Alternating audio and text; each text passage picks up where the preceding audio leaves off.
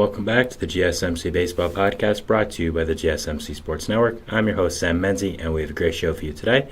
First topic we'll be covering is the recapping of the games from yesterday's action, both the American League and the National League. Then we'll be moving into talking about the Spencer Strider injury that happened over the weekend, the official diagnosis of how long he's going to be out. And finally, we'll be talking about Tommy Pham signing with the Chicago White Sox, among other relevant baseball news. Now, before we do that, I would like to ask you to please like and follow the show. We do get a number of questions from viewers, so to ensure that your question does get read in the air, please use the link, gsmcpodcast.net. It really does help the show, and it really does mean a lot, so thank you so much for that. And let's get straight into the show today. All right, so as I said before, we are going to be recapping the games from yesterday's action, both the American League and the National League, so that should be interesting to talk about what did happen yesterday within baseball. I am going to be skipping, of course, Fridays and Saturdays games as we just don't have enough time to talk about it, so I wanted to give the most recent update on Sunday's games. So let's start off first with the American League, and we're going to start off with another divisional matchup, the Houston Astros versus the Texas Rangers. Scoring would open here in the bottom of the first as Jose Altuve with his fourth home run of the season, making it 1-0 Astros. And in the bottom of the third, would you guess it, Jose Altuve would hit his second home run of the game, his fifth of the season, to make it 2-0 Astros. I mean, this guy just gets better and better with age, it seems. After that, in the top of the fourth, Evan Carter would hit a solo home run himself, his second of the year, to make it 2-1, so cutting that lead in half. Victor Caratini would add on for the Astros, hitting an RBI double to make it 3-1, and Mauricio Dubon would hit an RBI double, scoring Jeremy Pena and Victor Caratini to make it 5-1 Houston. Top of the fifth, the Rangers would attempt to come back a little bit with a Marcus Semien RBI double to score Leody Taveras to make it 5-2.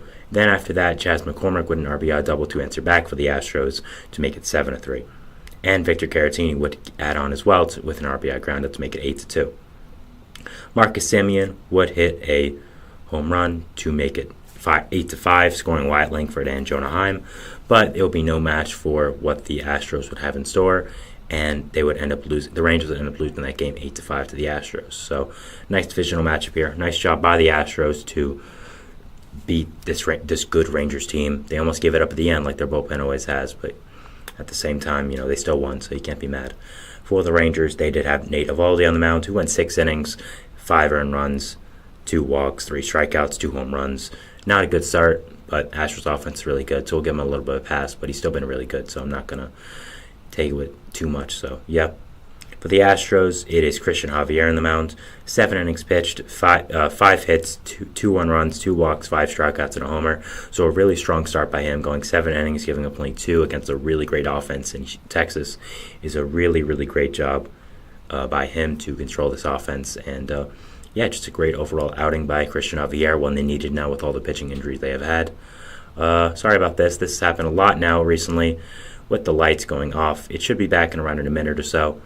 No one currently is watching on stream, so it's okay for audio and video. It should be back, but I'll fix that. Don't worry. It is annoying, don't get me wrong, but nothing I can really do about it right now.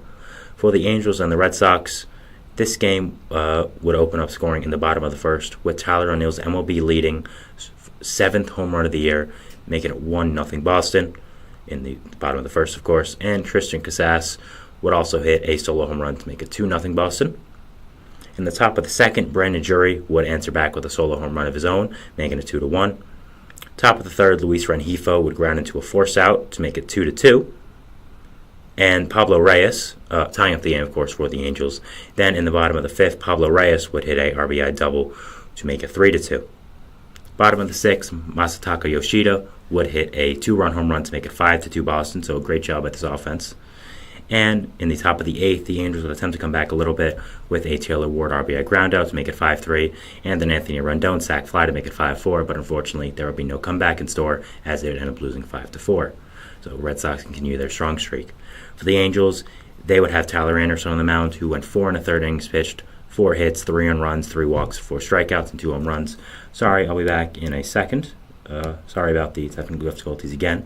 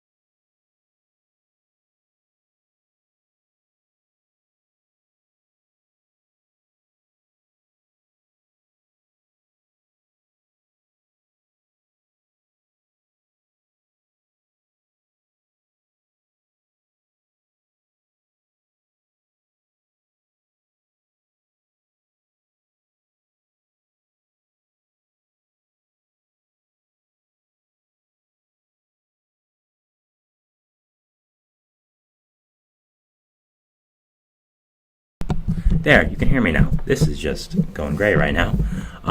So what I was saying was I was just talking about Tyler Anderson's start. 4 1/3 innings pitched. Was not great. Only gave 2 earned runs, but didn't go that deep into the game. So you definitely want more from him. Red Sox lineup is good, and they have done great this season, but you still want more out of that. For the Red Sox, they had Brian Bayo on the mound, who went 5 1/3 innings pitched, giving up 6 hits, 2 earned runs, 2 walks, and 8 strikeouts, as well as 1 home run, having a 3.92 ERA in the season so far. Not what you want, but he's still getting into the swing of things right now, so I wouldn't judge him too much if you are a Red Sox fan right now. Next game we are going to be talking about is going to be Orioles-Brewers. 2 really good teams. Orioles looking to not get swept in this series. If they were to be swept, it would be the first time in, I think, 96 series that they would have been swept, which is just insane. So, obviously, if you're an Orioles fan, you're really hoping they would keep that streak alive, as you don't want to get swept.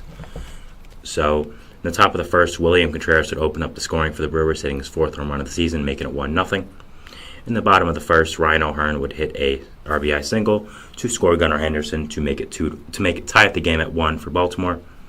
Bottom of the second, Cedric Mullins would hit a solo home run, to make it 2-1, 3rd run of the season to make it 2-1 Baltimore.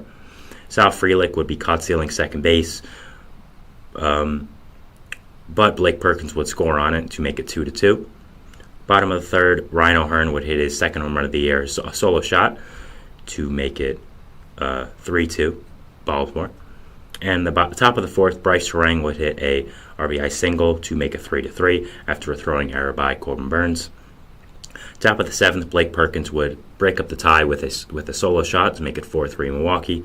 Gunnar Henderson would hit an RBI single to tie it up at 4-4. And then Adley Rutschman would grind into a double play to make it 5-4. So nice job by Baltimore to come back and take the lead. Then Colton Cowser would hit a solo home run to make it 6-4 Baltimore. And that is where the score would end up being. So really nice job by them. And yeah, just a great win by Baltimore to avoid the sweep. For the Brewers, they had Colin Ray on the mound, 5 2/3 innings pitched, 6 hits, 3 earned runs, 1 walk, and 6 strikeouts, as well as 2 home runs. So a pretty solid start by him, especially against an offense as good as Baltimore. For the Orioles, they had Corbin Burns on the mound, 5 innings pitched, 6 hits, 2 earned runs, 2 walks, 5 strikeouts, and a homer. So really nice start by him against his former team as well. Nice job. Not really a revenge game of sorts because he is a pitcher and he didn't do amazing, but he still was really good and still a solid start. Next, we have Rockies and Blue Jays. Opening up the scoring in the bottom of the first was Justin Turner hitting an RBI single for his new team, the Blue Jays, his 8th RBI on the season for his new team. Bottom of the third, Vladimir Guerrero Jr. would hit a RBI single to score Kevin Kiermaier to make it 2-0. And Justin Turner would hit another RBI to make it 3-0. So the RBI before was his 6th RBI, not his 7th. Sorry. Bottom of the 5th here, Justin Turner would hit another RBI, making it 4-0 Toronto. So yeah, a lot of RBIs for him today, scoring George Springer. Then Isaiah Kiner-Falefa would hit an RBI single to score Ernie Clement to make it 5-0 Toronto, where the score would end up being for them. So they'd end up being the Rockies 5-0. So yeah, a great job by them, and just a good job to capitalize against playing a bad team. You can only beat the teams you play. So nice job by them to make sure they don't overreact to playing a bad team and don't get too cocky. They played well and they beat them. Rockies had Kyle Freeland on the mound, who wasn't as horrible as usual. 5 innings pitched, 7 hits, 4 earned runs, 2 walks, 3 strikeouts, and a 13.21 ERA in the season. So he's getting better. Only a 13.21. That's better. He's so bad. For the Blue Jays, they had Jose Barrios on the mound, who was absolutely magnificent. 7 innings pitched, only 2 hits, no earned runs, 7 strikeouts. Yes, it is the Rockies, but still an outstanding start. Rockies are still a major league team, and I'll take that start any day of the week if I am Jose Barrios or a Rays fan. So, Blue Jays fan, sorry, not a Rays fan. Speaking of which, we do have the Rays game next, which is probably why I was thinking about the Rays and said them instead of Blue Jays. Scoring would open up in the top of the first here with a Lamont Wade RBI single to score Jung-Hoo Lee. Randy Arozarena would tie it up to make it 1-1 after an RBI single himself to score Yandy Diaz. In the same inning, for the bottom of the first, we would have Ahmed Rosario hitting a 2-run home run, his first as a Tampa Bay Ray, to make it 3-1 Tampa.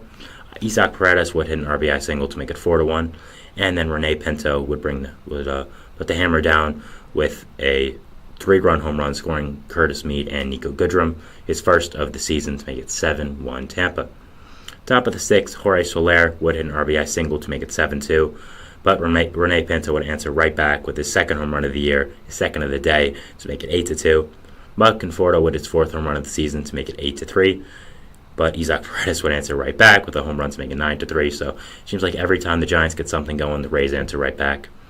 For the Giants, Tyler Fitzgerald would hit an RBI triple to score Tom Murphy to make it 9-4, but they would not score after that, and that is what the score would end up being, a 9-4 finish. For the Giants, they had Blake Snell on the mound, who was not good against his former team. 4 innings pitched, 6 hits, 7 earned runs, 2 walks, 4 strikeouts, and 2 homers.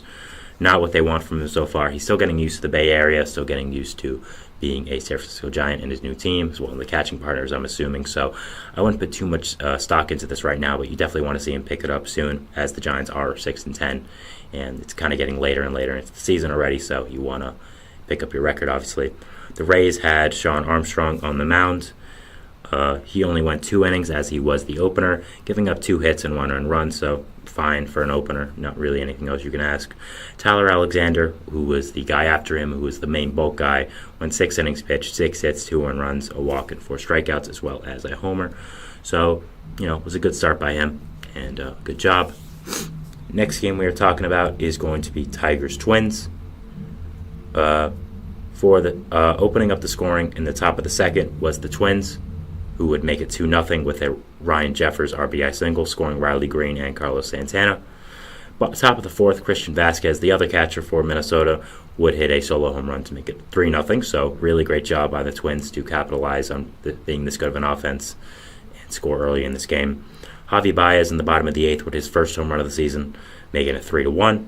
Mark Hanna would hit an RBI double to make it 3-3, scoring Riley Green and Carson Kelly. So a big inning for former Mets on the Tigers.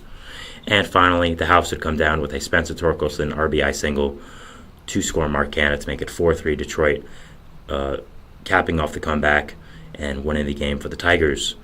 So a great comeback by them against their division rival, keeping up their lead in the AL Central now, above the Twins. They had Jack Flaherty on the mound, who went 6 1/3 innings pitched, 6 hits, 3 earned runs, 2 walks, and 8 strikeouts, 4.91 ERA in the season. Solid start by him. For the Twins, they had Bailey Ober, who went 6 innings, 3 hits, no earned runs, no walks, 3 strikeouts, and no homers. So really great start by him. 6 innings pitched of no runs baseball. I mean, not really much else you can ask right there if you're a Twins fan. So a really solid start by him. And definitely what you're looking for if you are a Twins fan, even though you didn't win. Next game we have on the agenda is Yankees and Guardians. Top of the third, Aaron Judge would hit a 3-run home run to make it 3-0 New York, and Jose Ramirez would answer right back with a 2-run home run to make it 3-2. So, 2 of the best sluggers in baseball, answering each other. Jose Trevino in the top of the fourth would hit a solo home run to make it 4-2 New York, and then Gabriel Arias would answer right back. The 9-hole hitter, his first home run of the season for the Guardians to make it 4-3. Josh Naylor would tie up the game with an RBI single to score Stephen Kwan. Estevan Florial would hit a revenge home run, a second home run of the season for the Guardians against his former team as well, the Yankees, to make it 5-4 Cleveland. Anthony Volpe would hit a RBI double to make it 5-5, and then Anthony Rizzo would come clutch in the top of the 10th, hitting an RBI single to score Juan Soto and Aaron Judge to make it 7-5 Yankees. They look like they're in the driver's seat going into extras, but not so fast, as Josh Naylor would ground into a force out to Gleyber Torres, scoring Bo Naylor and getting Jose Ramirez out at second, so it would be 7-6 now. Roe Brennan would reach on a fielder's choice by Gleyber Torres, scoring Josh Naylor, putting David Fry to third, and Andres Jimenez would hit a sacrifice fly to make it 8-7 Cleveland and win the game. And the lights just went out on me again. I'm going to cut this part out, of course. But yeah, I thought I fixed it, but apparently I didn't. So that's really unfortunate. They're going to come back, but this is very frustrating as of right now. I'm sorry. And I'm sorry for people listening or watching and how it's affecting you right now watching the show. So I do apologize. The last game we have for the AL is going to be the first tank-off of the season, as I like to call it, which is going to be Athletics and Nationals. Joey Meneses would ground out to open up the scoring 1-0 Washington in the top of the third. Lane Thomas with an RBI single to make it 2-0 Washington, also in the top of the third. Jacob Young with an RBI double to make it 3-0, and Lane Thomas with his second home run of the season to make it 4-0. Shea Langoliers in the bottom of the fifth would make it 4-1 Oakland, so getting the game up for them a little bit. Joey Meneses would hit an RBI single to J.J. Bleday to score Trey Lipscomb to make it 5-1 Washington, so great job by this offense. Lane Thomas with an RBI single to make it 6-1. Then in the bottom of the sixth, Tyler Nevin would hit an RBI single to make it 6-2 Washington, so coming back a little bit for the A's. A comeback would not stop there in the bottom of the sixth, as Lawrence Butler with an RBI single to score J.J. Bleday to make it 6-3. Wild pitch by pitcher Derek Law would score Tyler Nevin to make it 6-4.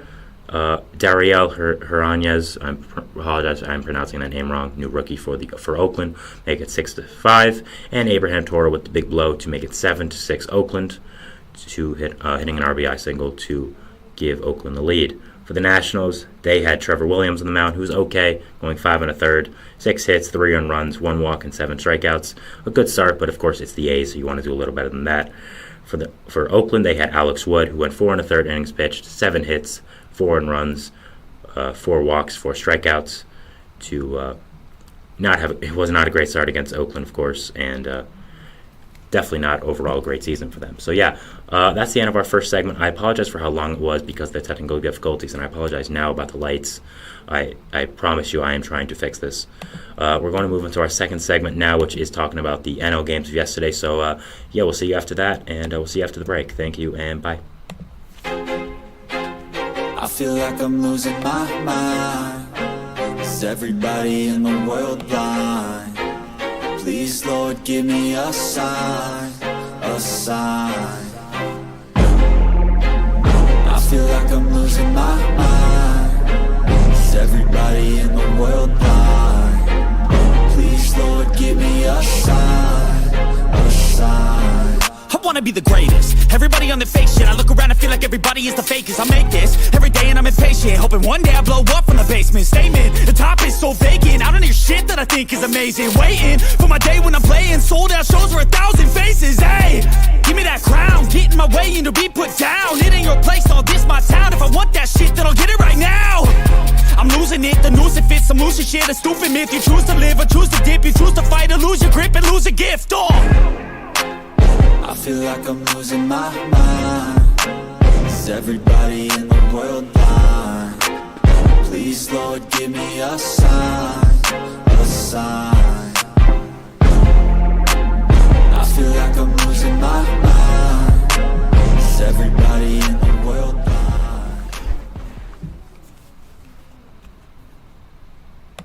And we are back here on the GSMC Baseball Podcast, bringing our second segment with lights. Yay! Woohoo! I think I fixed this problem, but if not, I'm going to be changing rooms immediately after this stream. I do apologize again. This does not happen often. I thought I'd fix the problem. It did not happen for a few weeks, but happened now. So, yeah. We're going to be recapping the NL games of yesterday. So, yeah, we just did the AL, so it's only fitting for the NL. So, yeah, let's get straight into it. So, the first game we have is a rematch of the 2015 World Series, Royals and Mets. This series had been tied, so one of the teams looking for a nice series win against a good opponent. Scoring would be tough to come by, as it would be a pitcher's duel all game with Cole Reagans and Jose Butto. But in the bottom of the eighth, Harrison Bader would hit a RBI single to score Pete Alonso to make it 1-0 Mets in the bottom of the eighth, to give them the lead, of course. This was basically a swinging bunt, so a really nice job by Bader to leg it out and get lucky, I guess. Brendan Nimmo would then walk with the bases loaded to make it 2-1, so Mets would of course, take the lead by 2 there. Edwin Diaz would come in for the save. He would give up a solo home run to Vinny Pasquantino to make it 2-1, but would not crack after that, getting the save for the Mets and giving them the win 2-1. As I said, it was a pitcher's duel. Cole Reagans went 6 innings pitched, 5 hits, no 1 runs, only 1 walk and 8 strikeouts. So a great start by him. I mean, this guy has just been truly incredible since coming over to Kansas City. So hopefully he can keep going with it. For the Mets, they, of course, had Jose Butto on the mound. 6 innings pitched, 2 hits, no earned runs, 1 walk, 9 strikeouts, a .75 ERA in the season. The Mets already said he'll be getting another opportunity in the major leagues with the major league teams. So, yeah, I mean, that's a great start by him and a great job by one of their young pitchers to come through there when the team really needed it. Sorry, we do have some kind of breaking news here that I just want to touch upon that I am seeing right now. Legendary Yankees broadcaster John Sterling is retiring, apparently, calling a press conference on Friday to announce it, according to Andrew Marchand, who is one of the better guys involving the industry stuff with baseball. So, yeah, John Sterling probably retiring soon. One of the greatest announcers of all time, one of the greatest radio announcers of all time. Growing up in New York, I listened to him a lot, so it is very sad, but he was getting up there in age, so I don't think it's that big of a surprise. But yeah, still a sad thing, and I think I'll be talking about it more on tomorrow's show, most likely when we hear it's official, so if we do get more confirmation. So yeah, just wanted to put that out there because I did see it, and I didn't want to forget about it. So yeah, there we go. For the NL now, another game we have is, again, continuation of the Battle of Pennsylvania, Pirates and Phillies. Bottom of the third, Trey Turner would open up the scoring for the Phillies, making it 1-0. His first home run of the season, finally hit one. You know, has had a really rough start to the season so far, but hopefully that'll make it better. Top of the fourth, Jared Trujillo would steal second base, and Andrew McCutchen would steal home. So a successful double steal here by the former Philly and Andrew McCutchen to make it tie the game at 1. Trey Turner would hit an RBI single to score Johan Rojas to make it 2-1. So, you know, a really nice game for him today, for yesterday, and hopefully Phillies fans are hoping that it'll be a bounce back. Then the big blow would come on the top of the 6th with a Jack Swincy grand slam for the Pirates to make it 5-2. And then a Joey Bart solo home run in the same inning, his second of the season with the Pirates, to make it 6-2. A pass ball by JT Realmuto would make it 7-2 Pittsburgh, and an Andrew McCutchen solo home run would make it 9-2 Pittsburgh. So after a rough start to the start of the game, they open it up. They end the game with some great scoring and just a great job by them. That was also Andrew McCutchen's 300th career home run. So a big congratulations to him, one of my favorite players growing up and a definite legend of the game. So, yeah, very congratulations to him and a great job. Next we have, for the NL, we are going to be having Braves Marlins, a really exciting game here, battle of NL East teams. Top of the second, Adam Duvall would hit a sacrifice fly to score Matt Olson to make it 1-0. Bottom of the second, Brian De La Cruz would answer back for the Marlins, hitting a solo home run, his second of the season, to make it 1-1. Top of the third, Ozzie Albies would hit a RBI single to make it 2-1 Braves, and Matt Olson would also hit an RBI single in the top of the third to make it 3-1 Braves. Top of the fourth, Adam Duvall would hit a solo home run to make it 4-1 against his former team, his first of the season as well for the Braves. Top of the same inning, top of the fourth here, Ronald Acuna Jr. would hit an RBI single to score Michael Harris II. Bottom of the fourth, Jazz Chisholm would hit an RBI double to make it 5-2. So Marlins attempting that comeback against the Braves just a little bit. Brian De La Cruz would then hit an RBI single himself to make it 5-3. Bottom of the fifth here, Luis Arias would hit into a double play, getting an RBI. Technically, you don't get an RBI on the stat sheet for a double play, but would make it 5-4. And then Jesus Sanchez in the bottom of the sixth would tie up the game, making it 5-5 with an RBI single. So a great job by this depleted Marlins team to answer back and tie up the game against this great Braves team. Then in the bottom of the sixth, Nick Gordon would hit his third home run as a Miami Marlin, making it 7-5. Sorry. But the Braves would answer back as Marcell Ozuna would hit an RBI double in the top of the seventh to make it 7-6. And then the big blow would come in the top of the ninth with our Marcell Ozuna 3-run home run to make it 9-7 Atlanta. So a great game here, just comebacks after comebacks, lead changes, all that. Two NL East teams, not really rivals because one team is significantly better, but still a great baseball game and still a great game to watch. For the Marlins, they did have Jesus Luzardo on the mound. 5 innings pitched, 7 hits, 5 earned runs, 4 strikeouts, 1 walk, 7.65 ERA in the season so far. Not what you want, of course. I mean, he definitely has to pick it up. I think the Marlins are counting on him to be a big trade piece at the deadline, so I think he wants to pick it up and the Marlins want him to pick it up. So overall, just needs to have a better season right now for the Marlins and needs to just be better for them.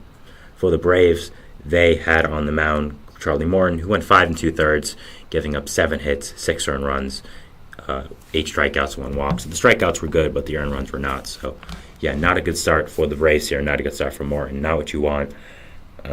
Just overall, not a good start by him. He is getting older, and he needs to pick it up for the Braves now, especially with the Strider situation, which we're going to talk about in the next segment. So, there we go for that.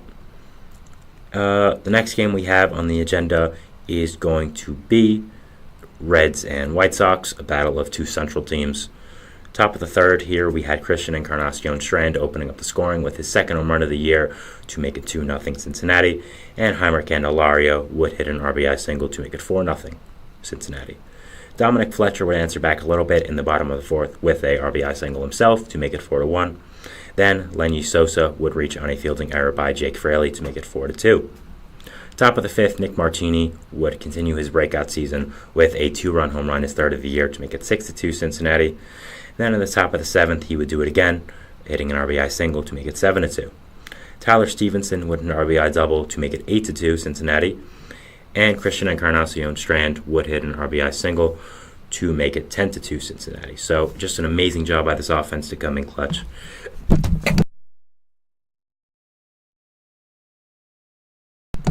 Sorry about that. Had to turn off the audio button as I was sneezing. So, yeah, we're back though. In the bottom of the seventh, Andrew Benintendi would hit an RBI single to score Paul DeJong with to make it 10-3 Cincinnati. Then Gavin Sheets would hit a sacrifice fly to make it 10-4. So White Sox trying to come back a little bit. It would not matter, as on the top of the ninth, Jonathan India would hit a sacrifice fly to score Nick Martini to make it 11-4, where the game would end up staying. So a great job by this Reds offense to come in clutch and just have a great overall game. Yes, it is the White Sox, but they had Michael Soroka on the mound, who isn't a horrible pitcher. I mean, he was not good. 4 2/3 innings pitched, 5 hits, 5 earned runs, 6 walks, 4 strikeouts. So the walk's the biggest problem for him right now. I thought he would be a good piece coming over in that bummer trade, but he has not lived up to it right now, and has not been good. So you definitely need him to be better if you're a White Sox fan and you want him to show anything so he can be a long-term piece on this team. For the Reds, they had Graham Ashcraft going, who went 5 2/3, giving up 5 hits, 1 earned run, 2 walks, and 8 strikeouts. So a really great start by him. Yes, it is against a bad White Sox team, but at the same time, it still is a solid start. And you can only beat the teams you play, as I've said a few times now. So still a really good start by him, and still something that is a good sign for all Reds fans. Next game we have is Cubs-Mariners, an interleague game. Top of the first, we would have Cody Bellinger hitting an RBI single to score Seiya Suzuki to make it 1-0 Chicago. Then at the top of the fourth, that's not good. I apologize again. I'll be right back.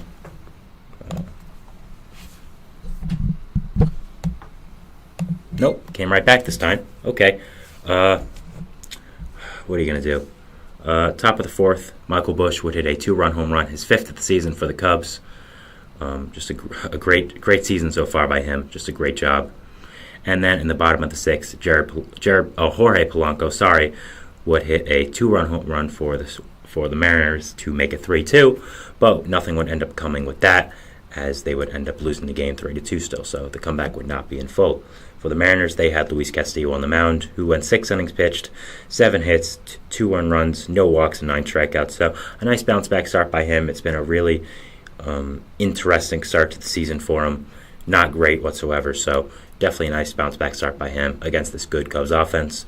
For the Cubs, they have Javier Assad on the mound, who went 5 2/3, 4 hits, 2 earned runs, a walk, and 6 strikeouts. The only runs came from that Jorge Polanco home run, so you could argue he just made one bad pitch and had a good start overall. So good start, and just good job by him.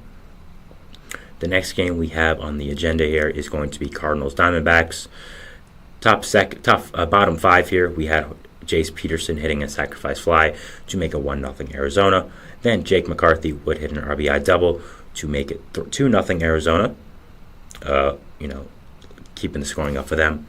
And then in the bottom of the fifth, still, you'd have Corbin Carroll hitting an RBI single to make it 4-0, and a wild pitch by Andre Palante would score Ketel Marte to make it 5-0 Arizona. So all came in that one inning, and just a killer inning for the Cardinals. They had Miles Michaelis on the mound, who, you guessed it, was not good, going 4 2/3, giving up 4 hits, 5 earned runs, 2 walks, 3 strikeouts, 5.82 ERA in the season. He has not been good, and I didn't think he'd be good, so not really a big surprise there. For the Diamondbacks, they did have Zach Gallen going 6 innings pitched, 4 hits, no earned runs, 2 walks, and 7 strikeouts, giving up a 1.64 ERA. So, yeah, a really strong start by him against his former organization and the team he grew up rooting for.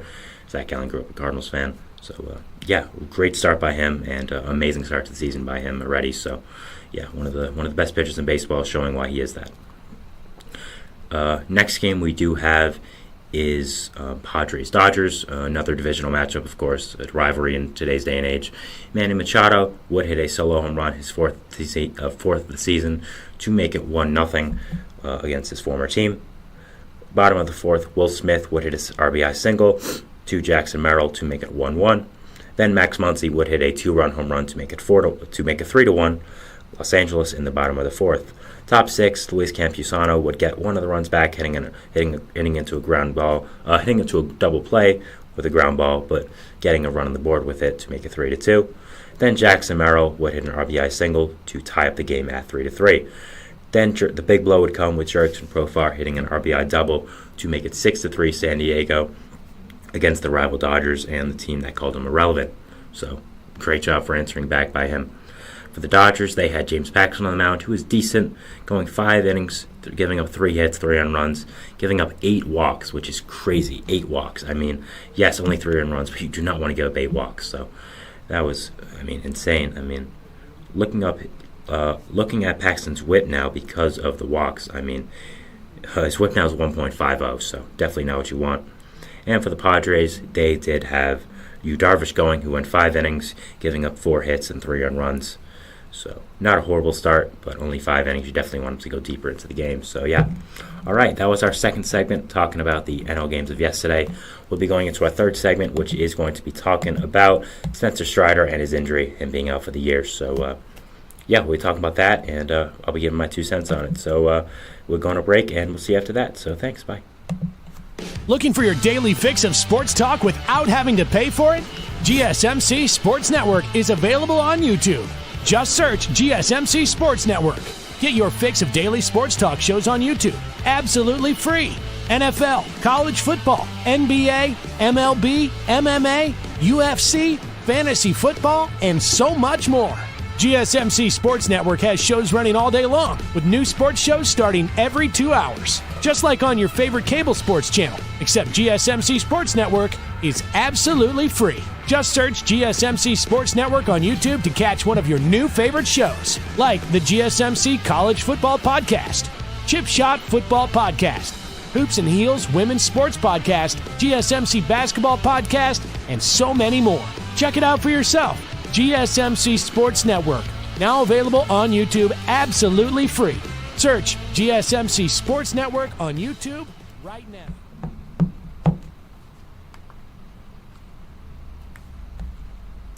And we are back here on the GSMC Baseball Podcast, bringing you our third segment, which is going to be talking about the Spencer Strider injury for the Atlanta Braves and him being out for the year. So, let's get into it.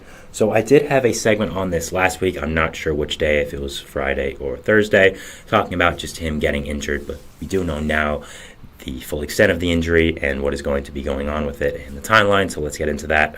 So it is going to be, he does have a tear in his UCL as far as we know, but he does not need Tommy John. He needs internal brace surgery, which is a little better. I mean, it can't be better because it's your ACL, your UCL, and for a pitcher, that's your arm, and your arm is everything. The arm is the moneymaker, so it can't be good. But at the same time, it's better than what we thought it was, which was, of course, Tommy John, which would have sidelined him for a long, long time.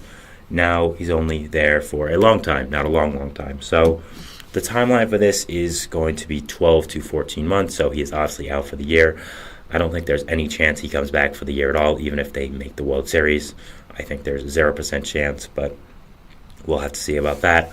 So this was not the best case scenario for the Braves, obviously. We all knew he was going to miss time. We all knew he was going to be out for a significant amount of time. You don't have a sharp decrease in your velocity and your break, report soreness in your elbow, and then say, oh, I'm fine. That's just not how baseball and pitching works and not how injuries work. So we knew he was going to be out for a long time, but we were all thinking it would be Tommy John. I'm sure Strider himself was thinking, oh no, I have to do another Tommy John, because yes, he has had Tommy John before. As I said, it's kind of just a thing players are going to have nowadays. If you're a pitcher who pitches professionally, independent league, minor leagues, MLB, you're just going to have Tommy John at some point. It's just what is going to happen.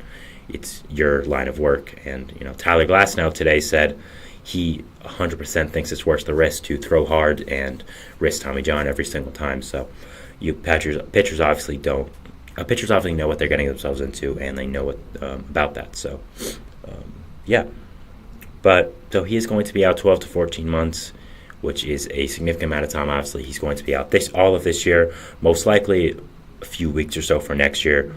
We don't really know how long, because it depends on the rehabbing and how long he's out. So that's going to vary for next year as well. But yeah, the impact on the Braves here, I think this is pretty astronomical impact. I don't use that word a lot. It's a very big word, obviously. It's a very significant word, but I think it's fair to say that this is a significant thing for the Braves right now, and a significant injury for them. I mean, he's their best pitcher. He's one of the better pitchers in baseball. I don't think anyone's arguing that. And you now have him out for the year. That's awful. Right now, your pitching rotation is probably going to be Max Fried, Charlie Morton, Chris Sale, Reynaldo Lopez, and then Ian Anderson. I would think is probably the guy to fill in, but it also could be Bryce Elder. But I'm not sure about him, and I'm not sure what's going on with him and his long-term future for the Braves right now. So, yeah, I mean, we'll have to see. But I would think it's Ian Anderson right now. So, yeah. So going over their rotation right now, you have, of course, Max Fried. Max Fried is great, one of the better pitchers in baseball. I have him as my Cy Young prediction this year, so not really too much things to say about Max Fried. That haven't been said. He's an amazing pitcher. Not worried about him leading this rotation. After that, though, you do have Charlie Morton, who is older and has not done great this year, having a 5.29 ERA in the season. Not good whatsoever. Chris Sale is also old and just acquired. Not that great himself, having a 4.58 ERA in the season. Then you have Reynaldo Lopez, who, of course, was a reliever last year, converted to a starter. He has been great, yes, going 2 starts, giving up only having a .75 ERA in 12 innings. But we're not sure how long he's going to be able to sustain that. So in the Braves rotation right now, when Strider gets hurt, I see a lot of question marks. I see Max Fried, a legitimate ace, and then I see Charlie Morton, an old man, and then I see Chris Sale, an old injury-prone man, and Reynaldo Lopez, a question mark, and Ian Anderson, a question mark. So I think the Braves pitching is not great right now, and if I'm them, I'm getting the nearest pitching upgrade immediately. Whoever the top pitcher on the market is this trade deadline, I'm getting them. Is it going to be Jesus Luzardo? We don't know. Could it be someone else? We're not sure. I would think right now Luzardo is the most likely guy to be traded, but as you know, there are a few things with that. One, he hasn't been great to start the season. I don't think the Braves have the prospect pool for that, and it's also in division. So I don't know if the Braves have the prospect talent to acquire a frontline starting pitcher right now. I just don't think they do. So that's also going to be a big factor. And our team's going to want to trade with the Braves because they know how good they are. So they already got outbid for Dylan Cease by the Padres because, again, they didn't have enough prospects. So that's a big effect. And you didn't sign Jordan Montgomery. You didn't sign Blake Snell. I was really shocked you didn't sign one of these guys. I mean, the only pitching addition you had was Chris Sale after the reason you were out of the playoffs the past 2 years in the first round because of pitching. Yeah, you signed Reynaldo Lopez, but that's kind of a cop-out. He's a reliever. You're turning him into a starter. So I was really surprised the Braves didn't have more pitching additions. I thought they should have, and now their pitching is dire strengths. I mean, I think there's a lot of good teams in the NL East right now, and if you have another pitcher, just get hurt because Charlie Morton and Chris Sale both really old. If one of them gets hurt, who are you going to have in the rotation left? The Mets are lurking. They've been really, really hot. The Phillies are always lurking. They're a really, really good team. Nationals and Marlins, obviously, you don't have to worry about, but there's 2 great teams in that division, and I think if the Braves suffer another major injury, it could lead to the door opening for one of these teams to take the NL East from them for this year. And also that, going into the playoffs, how confident you feel with a Chris Sale or a Charlie Morton being your Game 2 starter. I don't know if I'd feel very confident in that. You're playing the best in the playoffs. You're playing the best pitchers, the best hitters, fighting through injury. Everyone is. So I don't know how I feel right now if I'm a Braves fan. I think the impact for Strider being hurt on them is pretty big. I think they need to win another World Series with the score really soon, and they've been embarrassed the past 2 seasons in the playoffs, and their pitching is in dire straits right now. They don't have a lot of depth. They're relying on guys I wouldn't want to rely on if I was a Braves fan. So, yeah. Right now, you need to find a pitching addition. I don't know who it's going to be. I don't know where you're going to find them, but you need it, and you need it soon. So, yeah, if I'm a Braves fan or I'm a Braves executive, I'm worried. I'm not going to sugarcoat it. I'd be worried right now. The Braves have a lot of question marks, right? They have to answer, and Strider being hurt only magnifies that. So I just don't understand, going back to the offseason now, why you couldn't add another starting pitcher. Yeah, you traded for Chris Sale, but the Red Sox treating some of that contract. Reynaldo Lopez wasn't even much. You had guys like Blake Snell, like Jordan Montgomery on the mound on the free agent market, taking short-term contracts. You're telling me you couldn't have given Montgomery what the Diamondbacks gave him? Really? You couldn't have given him that 2 years, $50 million, really 1 year, 25? You make a lot of money, man. Like, the Braves make a lot of money from streaming, from their ballpark, from their team, from jersey sales. So, also, all your players are locked into short-term deals. I mean, not short-term, but not as big contracts because you extend them so early. So, I think you should have spent more money this offseason. I think that's evident now. I think you should have had more additions to the pitching staff. I still don't know why you didn't. So, yeah, if I'm a Braves fan, I'd still be mad at Alex Anthopoulos for that. Yes, he's made a lot of good moves over his course as Braves general manager, but the pitching's the one thing I think he needs to improve on. And going into the playoffs, I don't know how confident I feel in having Charlie Morton and Chris Sale as my 2 and 3 starters. I don't feel very confident in that. I think there's a lot of great teams in the NL, and I think a lot of great teams are going to have a better pitching staff than you. If you're playing the Padres, for example, who I had as the team in the 6th seed, you have to, first of all, put Max Fried up against their ace, who is probably going to be Dylan Cease, I'd say. Is Fried over Cease? Yeah, I'd say so. So that's your better pitching matchup there. But then you have Charlie Morton and Chris Sale versus Joe Musgrove and Yu Darvish. I'd lead the Padres there. Then the Padres also have Michael King. They also have Matt Waldron, who are quality starters. You have Reynaldo Lopez and Ian Anderson. So the pitching depth right now for the Braves is not good. I don't think the pitching overall for the Braves is not. I think the pitching overall for the Braves is not good, and I'd be worried right now. I won't lie. I'd be worried if I'm a Braves fan. I'd be worried about the future. And speaking of the future, for next year, Max Fried is a free agent. And from everything we've heard, Ken Rosenthal said it on his podcast, Max Fried is not expected to come back to the Braves. It seems like right now, if the Braves can't extend you on a team-friendly contract early in your career, they're not re-signing you. They didn't do it with Dansby. They let Freddie Freeman walk, who even agreed on one, so they're just letting talent walk. And I think that's going to be the same with Fried now. He's probably going to look to a West Coast team. I don't know if West Coast teams have money, maybe the Giants, but I think he could go there, go to a team that needs pitching next year, maybe like the Mets, maybe like the Yankees. Sorry for the lights again. I thought I fixed it. Nope. I promise you this will not be an issue next time. I can promise you. So, yeah. They'll come back soon. I promise to the 2 people watching here and all the people on audio. Again, you can't see this, but you can tell it's frustrating me. So, yeah. I think next year, if for Strider, when he is out, we don't know how long he's going to be out. It could be weeks, it could be months, depends on his rehab. You're not going to have Fried most likely, so you're going to be relying on Strider as your ace. And you could sign someone, yes, but the Braves haven't shown that they're willing to sign people to big contracts so far. So, well, why would they change that approach next year? So, if Strider's going to be out for a little bit of next year, you don't know what's going to happen with his rehab and what's going to happen next year. Fried's going to be gone. What does your rotation look like? I think that's a big impact on next year and a big impact on what you could do. So, that's another thing you have to see, and another thing you have to worry about for next year. After that, the pitching injuries. We've talked about it a lot now, but it's an epidemic. pitchers getting injured like nobody's business. They're dropping like flies, and Strider's another impact on that. I think until pitchers learn how to pace themselves with their velocity, with their break, throwing the baseball, it's going to keep happening, and it's going to be a continual issue in baseball. So I made a whole segment on it. If you want to watch that, it's on the channel. Please go check it out. I think I did well during it. So, that is it for our third segment here, talking about Spencer Strider being out for the year for the Atlanta Braves. I again apologize about the lights issue. I don't know why this keeps happening, but it should be fixed. So, we'll be going to our fourth and final segment, which is going to be talking about some news around the league.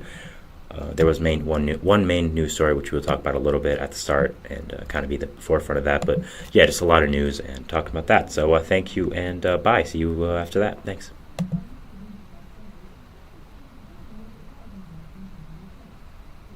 For the best and latest podcasts available anywhere, go to the podcast app on your cell phone and type in GSMC to access free content-rich podcasts on health and wellness, book reviews, sports, entertainment, relationships, social media, movies, technology, finance, and even weird news. Subscribe and download the GSMC Podcast Network's family of shows, available everywhere podcasts are found.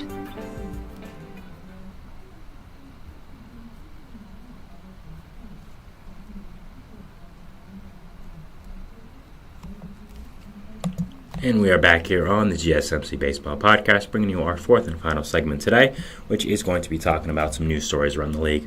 Just some general stuff I did want to touch upon and mention before we do end the stream today. I usually do this, I want to give everyone an update around the league, what's going on. So, I think it's pretty clear, and let's get into it. So the first one we have, of course, was the big news coming out of last night, which is Tommy Pham signing with the Chicago White Sox. Pham was one of the two significant free agents left in the market, him and Brandon Belts, and we were all wondering where Tommy Pham would go. I personally had said multiple times I thought the Padres were the best fit for him. I did think that's where he would end up, but of course he did not end up there, as he went to the South Side with Chicago White Sox. Now, my thoughts with this trade for the White Sox are, it's fine, I guess. The White Sox are a fine team. Pham's a good player. He should bring a good amount of edge to this team. He should bring some good leadership to this young, hungry White Sox team. And, I think that will be a good thing for them. I think that he's a good trade piece for them once he does come up from the minor leagues. He will be starting in the minor leagues just for rehab purposes. It's obviously not a minor league contract. I mean, Tommy Pham is much better than that. Obviously, we all know that. So, it's not a minor league contract, but he is starting there for rehab purposes, just like JD Martinez did, and still is because he's had some injury risk down there. But so overall, I think it's a good trade by the White Sox to add more depth, add a veteran presence, some leadership, puts kind of an edge to this team, and also gives them a good trade piece for the deadline. Should be able to get an okay prospect. The Mets last year got for him Jeremy Rodriguez, who has now become one of the top-rated prospects in their organization. So, you never know with these guys, and I think it's a good trade piece for the White Sox, and I think it's a good way for Pham to get back in a low-pressure environment and get back into baseball. Jake Berger is going on the 10-day IL for the Marlins, and Edward Cabrera is going to be called up. So some good news, bad news for the Marlins. Jake Berger is, of course, placed in the 10-day IL, but I don't think it should be longer than that. Obviously is one of their better bats, but right now with them struggling, I don't think it really makes much of a difference. Edward Cabrera, who suffered an injury in the preseason and spring training, is going to be called up after making some rehab appearances and being injured. So we'll be back in the major league levels. So good job for the Marlins to get him back at least. And so I think he should help with the pitching staff. They're having a lot of depth issues right now. Ryan Weathers and AJ Puck haven't been who they want them to be, and they haven't been the guys that they need them to be right now if the pitching staff does want to improve. So I think that it is a good move for the Marlins to get Edward Cabrera back. I think he's one of their better pitchers, and another guy I think could be a good trade piece at the deadline. We mentioned Luzardo, but his teammate Cabrera I think could also be good. The guy was mentioned in a lot of trade rumors in baseball, so I think that also could be a good move for them. And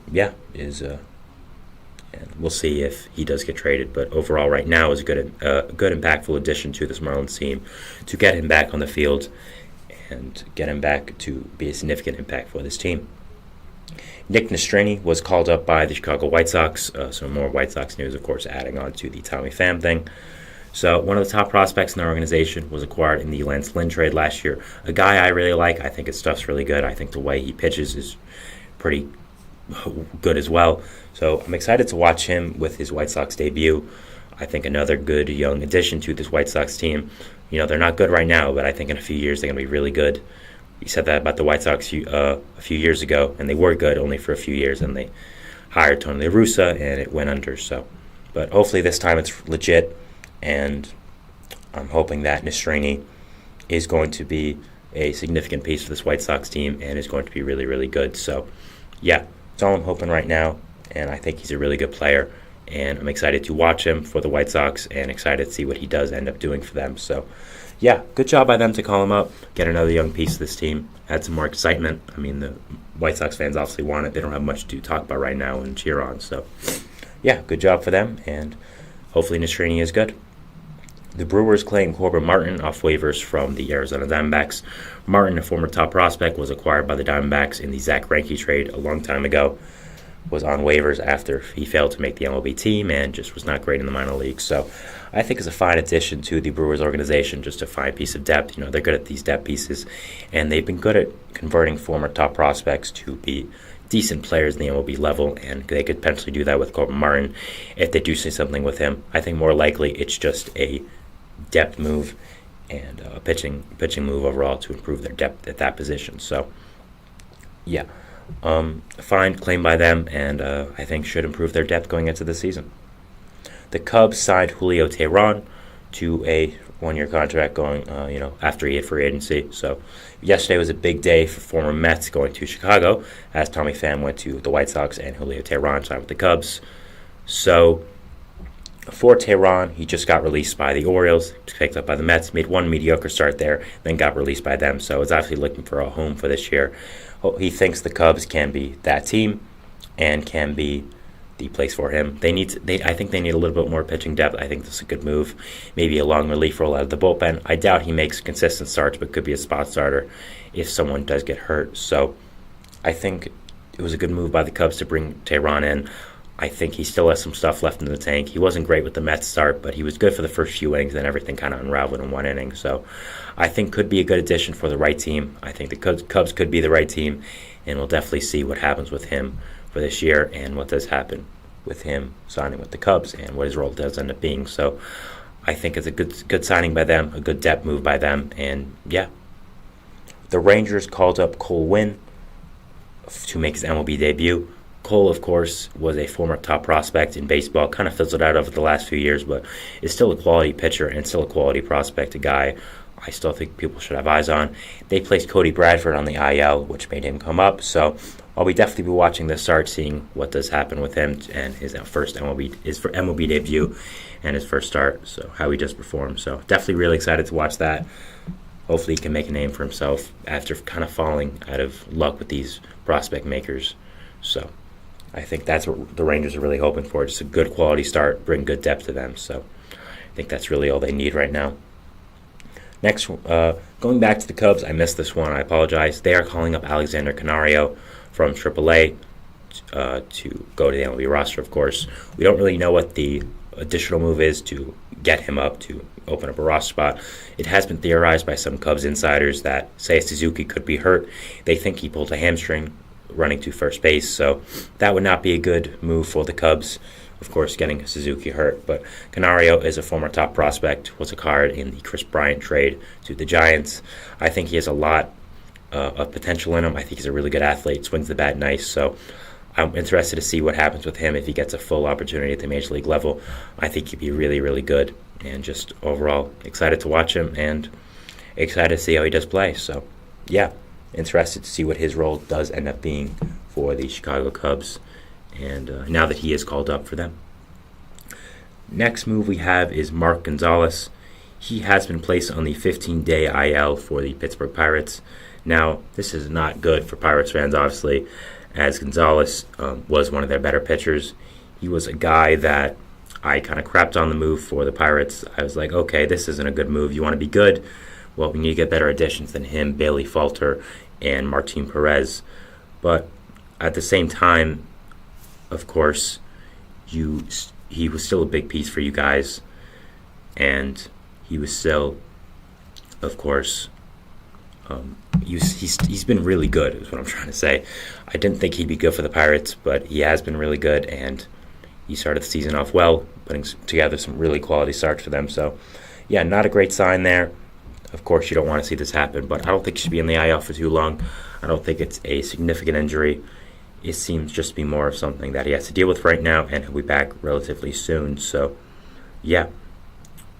That's it for the Pirates right now. Again, they're hoping it isn't too serious. I don't think it should be. I think it should just be something that he's dealing with right now and should be back after maybe missing 2 or 3 starts. We'll see who the Pirates call up to open up his role. And, yeah, right now it is a forearm strain, which, of course, isn't the best-case scenario for him. If it does become worse, we'll see. But right now it's just that. Of course, these things can turn out to be really bad, but at the same time, you're just hoping for the best. And I don't think it should be. Didn't seem to be right now. So, yeah. They did call up Ryder Ryan, that's a tough name to say, to fill in his spot. And so he'll probably be making some starts. But, yeah. Next, we have Bobby Miller being placed on the 15-day IL for the Dodgers. Also, Emmett Sheehan being shut down. But they did call up Walker Buehler after his injury, and he's finally back. So some good and some bad for the Dodgers here. You're losing some of the younger starters like Miller and Sheehan, who are going to be big parts of your rotation this year. But they shouldn't be that significant, and you're also getting Walker Buehler back from injury. So after they played it slow with his rehab coming off of Tommy John. So, yeah, I'm really excited to watch Buehler again. He's been out for too long, and he's a really, really exciting pitcher when he's healthy and on the mound. So definitely going to be watching him. Definitely really excited to see what does end up happening with him. And, yeah, just overall really excited to watch his comeback with the Dodgers. Final piece of news is the Braves signing Yuli Gurriel to a 1-year contract, to a minor league contract as well. Just good depth for them overall. Interesting signing, as I thought Gurriel was going to be done with baseball after playing for the Astros all those years, going to the Marlins. But nope, the Braves signed him. So, yeah, I think it's just a good depth move. When someone gets hurt, you'll probably call him up, and he'll be a good bench bat or a good bat to fill in the lineup for a few days. So shouldn't be anything more than that. And it's just a good depth move, and it seems like he's trying to give it one last turn with baseball. So, yeah, something interesting to watch here, especially if you're an Astros fan, a fan of Yuli, and you want to see what happens with him and what happens with his career. So, yeah. That is it for our show today, guys. Thank you so much for watching. Again, I do want to apologize for the lights issue again. It should be fixed next episode. I really hope it is. That's really all I can hope for. So, yeah, thank you so much for that. We'll see you tomorrow. It's a great day outside. Enjoy it. And we'll see you baseball through us tomorrow. Bye, guys. Thanks.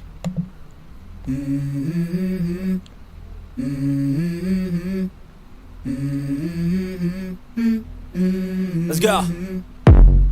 I wake up to a little bit of drool on my pillow, feel like it's gonna be a bad day.